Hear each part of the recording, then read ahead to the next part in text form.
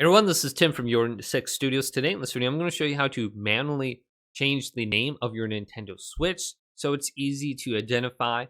And you can go to System Settings and then scroll on down all the way to the bottom, go to System.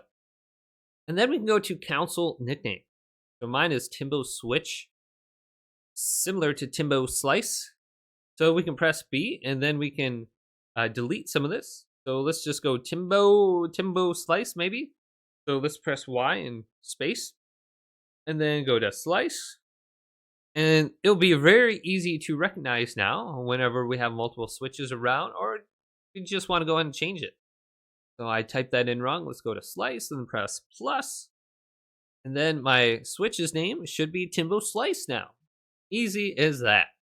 So hopefully this video did indeed help you out. Did leave it a big thumbs up. And subscribe to my channel down below for more tech videos coming up next on Your Six Studios.